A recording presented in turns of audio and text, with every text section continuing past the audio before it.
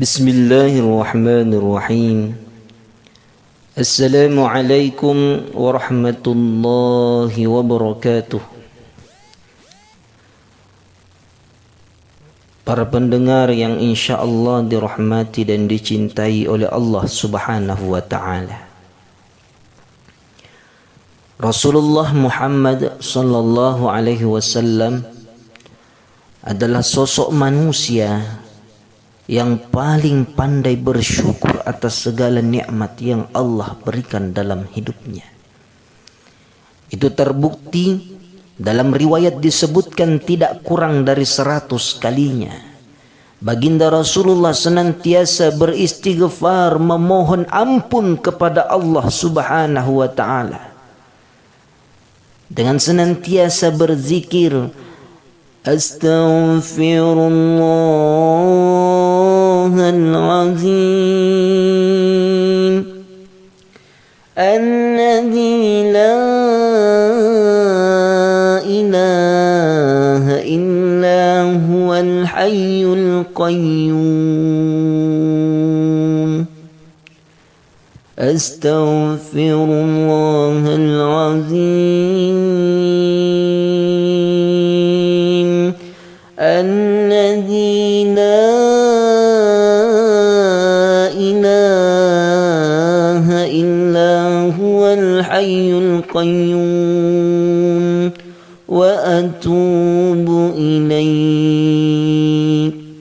أستغفر الله العظيم الذي لا إله إلا هو الحي القيوم وأتوب إليه. Tidak kurang dari 100 kalinya Rasulullah Muhammad sallallahu alaihi wasallam beristighfar, memohon ampun kepada Allah Subhanahu wa ta'ala. Pertanyaannya, apakah Rasulullah memiliki banyak dosa sehingga Rasulullah tidak kurang dari 100 kalinya memohon ampun kepada Allah? Maka jawabannya tentu tidak. Rasulullah adalah hamba kekasih Allah Subhanahu wa ta'ala. Rasulullah terbebas dari yang namanya dosa-dosa. Bahkan Rasulullah sudah dijamin oleh Allah masuk ke dalam syurganya Allah. Suatu ketika Rasulullah ditanya, "Ya Rasulullah, mengapa engkau masih senantiasa memohon ampun, beristighfar kepada Allah Subhanahu wa ta'ala? Engkau adalah kekasihnya Allah. Engkau adalah hamba yang paling dicintai oleh Allah. Bahkan engkau telah dijamin masuk ke dalam syurganya Allah. Tapi mengapa engkau masih senantiasa beristighfar? Bahkan dalam ibadahmu senantiasa bercucuran air matamu memohon ampun kepada Allah Subhanahu wa ta'ala." Maka apa jawaban Rasulullah? Setelah aku menimbang-nimbang, setelah aku menghitung-hitung seluruh amal ibadah yang telah aku kerjakan selama hidupku di dunia, ternyata itu belum sebanding dengan nikmat yang Allah berikan dalam hidupku. Itulah sebabnya aku senantiasa menangis memohon ampun kepada Allah. Aku takut jangan sampai aku tergolong manusia yang tidak pandai bersyukur atas segala nikmat yang Allah berikan dalam hidupku. Hadirin para pendengar yang insya Allah dirahmati dan dicintai oleh Allah. Rasulullah tidak pernah menyuruh kita untuk menghitung-hitung nikmatnya, karena memang kita tidak akan mampu pernah menghitung nikmat Allah. Wa in ta'uddu ni'matallahi la tuhsuha. Bila engkau ingin menghitung-hitung nikmat Allah, maka pasti engkau tidak akan mampu untuk menghitungnya. Bahkan sekiranya ada sebuah kelompok, bahkan sekiranya ada sebuah alat yang diciptakan oleh manusia, secanggih apapun alat itu untuk menghitung nikmat Allah, maka pasti alatnya akan rusak, tapi nikmat Allah belum habis terhitung. Dalam firman lain dikatakan, Qul law kana al-bahru midadan li kalimati rabbi lanafida al-bahru qabla an tanfada kalimatu rabbi walau ji'na bimithlihi madada.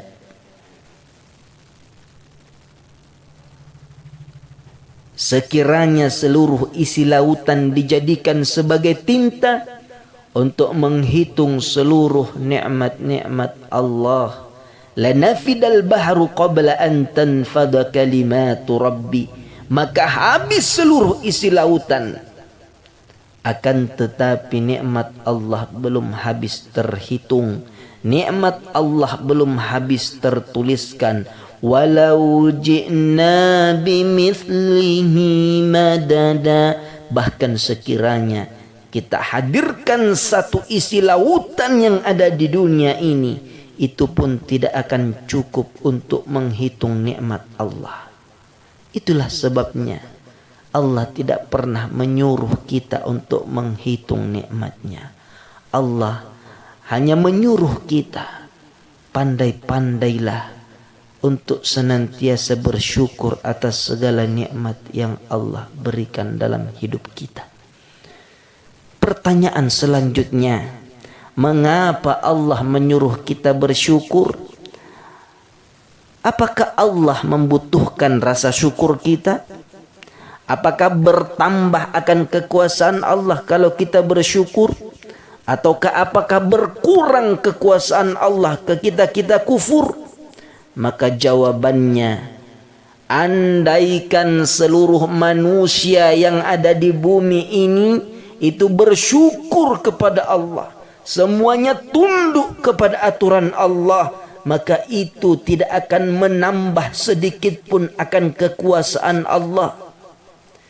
Bahkan sekiranya seluruh manusia yang ada di bumi ini, mulai dari Nabi Adam sampai manusia yang paling terakhir nantinya, semuanya kufur kepada Allah, maka itu pun tidak akan mengurangi sedikit pun dari kekuasaan Allah subhanahu wa ta'ala. Maka Allah menjawab sendiri dalam firman-Nya, la in syakartum la azidannakum, bila engkau bersyukur maka pasti akan aku tambah, wala in kafartum inna azabi lasyadid, bila engkau mengkufuri maka azabku amatlah pedih. Di dalam Al-Quran, hadirin yang dirahmati oleh Allah, banyak sekali kisah-kisah yang Allah cantumkan hamba yang kufur atas nikmat yang Allah berikan, diberikan azab yang pedih. Banyak pula contoh-contoh kisah dalam Al-Quran bagi hamba-hamba yang senantiasa bersyukur. Allah berikan berlipat-lipat nikmat yang Allah berikan dalam kehidupannya. Contoh saja Nabi Ayub alaihissalam. Kita ketahui dalam sejarah disebutkan bahwa Nabi Ayub merupakan salah satu manusia yang diberikan anugerah besar oleh Allah subhanahu wa ta'ala. Setidaknya ada 3 nikmat besar yang Allah berikan pada dirinya Nabi Ayub alaihissalam. Pertama, Nabi Ayub diberikan fisik yang sempurna, sehingga termasuk sosok manusia yang paling tampan pada masa itu. Yang kedua, Nabi Ayub dianugerahi harta kekayaan yang melimpah ruah, sehingga Nabi Ayub termasuk orang yang paling kaya pada masa itu.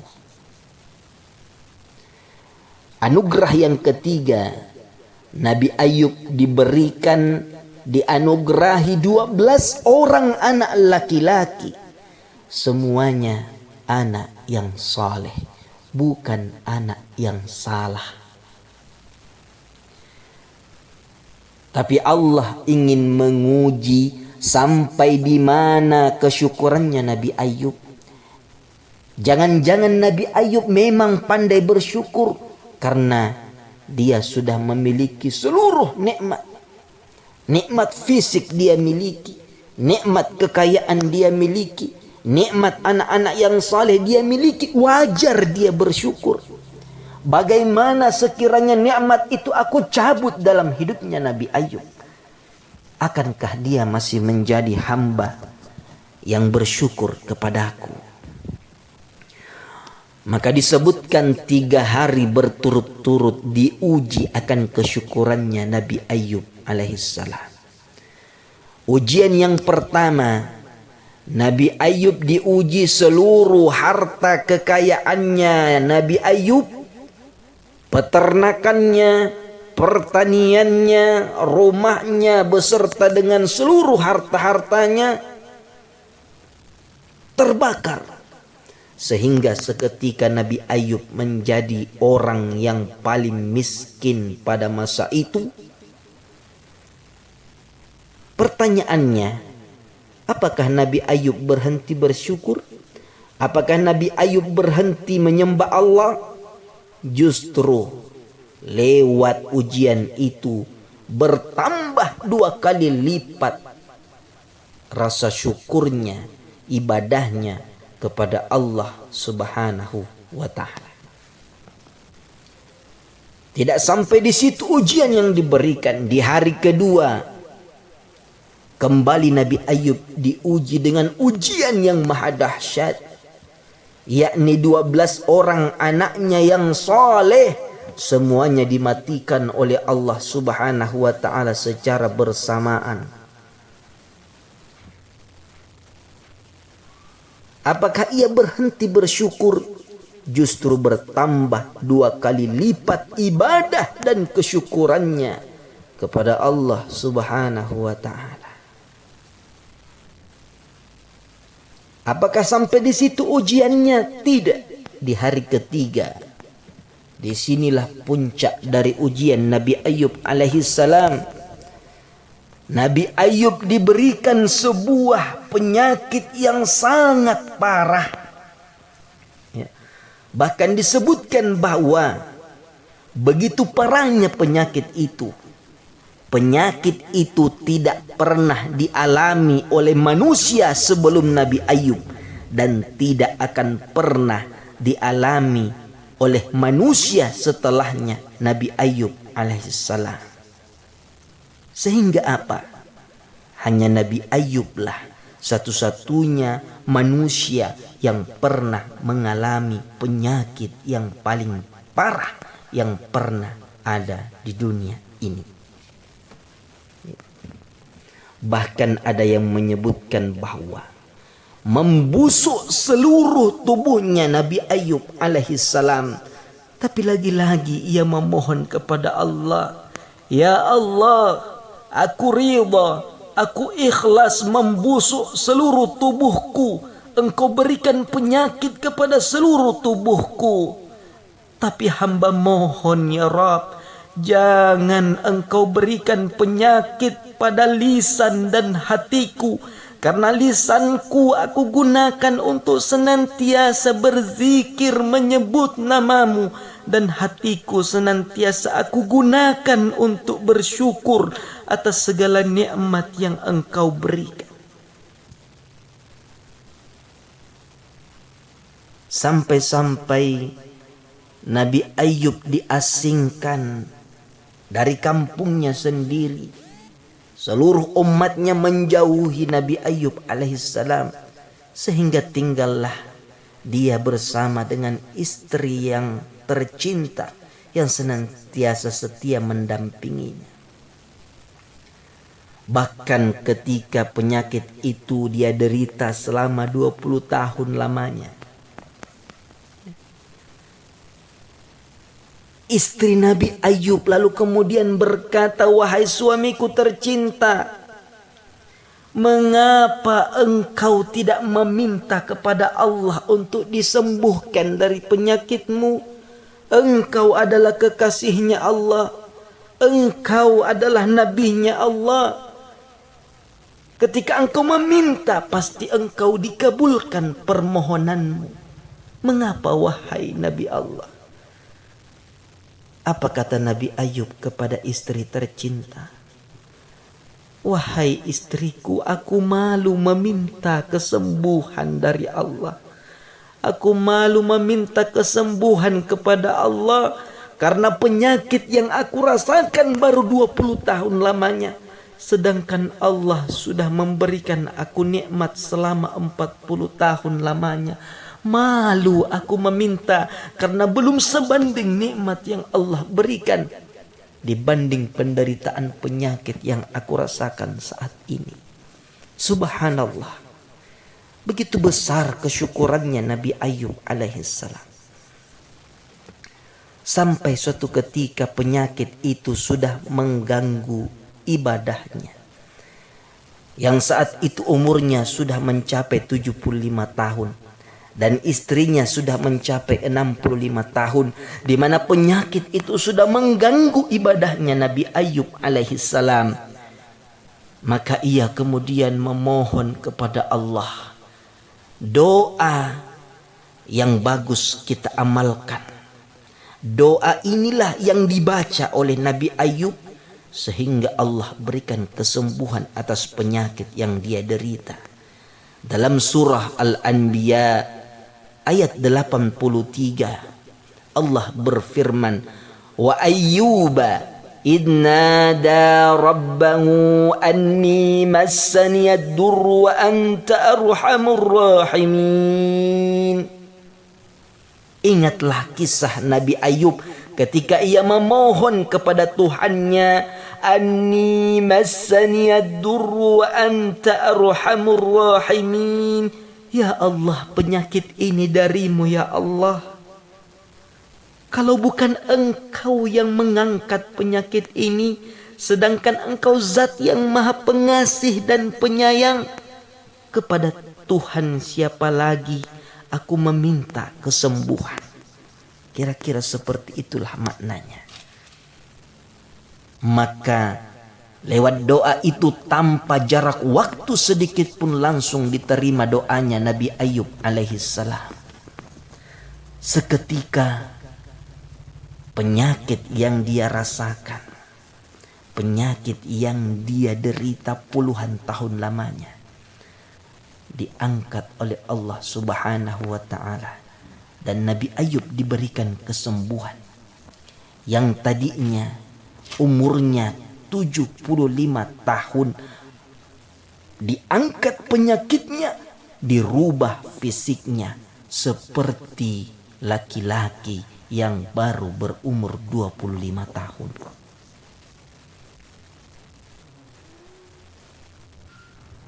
Sampai-sampai istrinya pun tidak percaya bahwa itu adalah suaminya tercinta.